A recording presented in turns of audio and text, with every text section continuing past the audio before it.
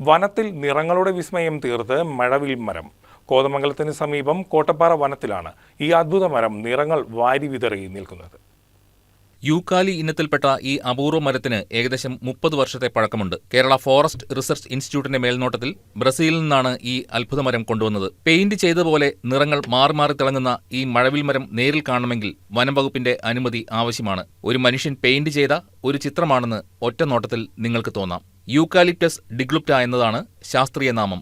December ജനുവരി മാസങ്ങളിലാണ് ഈ മരം കൂടുതൽ മനോഹരമാകുന്നത്. ഇതിന്റെ ഭംഗി എന്ന് പറയുന്നത് ഇത് ഈ നവംബർ ഡിസംബർ സമയത്ത് ഇതിന്റെ തൊലി പൊഴിഞ്ഞു പോകുന്ന സമയത്താണ് ഇത് കൂടുതലും ഭംഗിയായിട്ട് കാണുന്നത്. ശരിക്കും പറഞ്ഞാൽ പാമ്പ് പടം പൊഴിക്കുന്ന പോലെ യുക്കാലി മരങ്ങളെല്ലാം അതിന്റെ പുറംതൊലി പൊഴിച്ചു കളയുന്ന സമയമുണ്ട്. അപ്പോൾ ഇതിന് ആദ്യം ഒരു ലൈറ്റ് ബ്ലൂ കളറിൽ വന്നതിന് ശേഷം ബ്രൗണായി ഒരു വയലറ്റ് റെഡ് കളറോട് കൂടിയിട്ട് ഏകദേശം ഒരു മഴവിൽ 7 വർണ്ണത്തിൽ ഈ സംഭവം കാണപ്പെടുന്നു. അതുകൊണ്ടാണ് ഇതിന് റെയിൻബോ ഫോറസ്റ്റ് അല്ലെങ്കിൽ മഴവിൽ മരം എന്ന് പറയുന്നത്.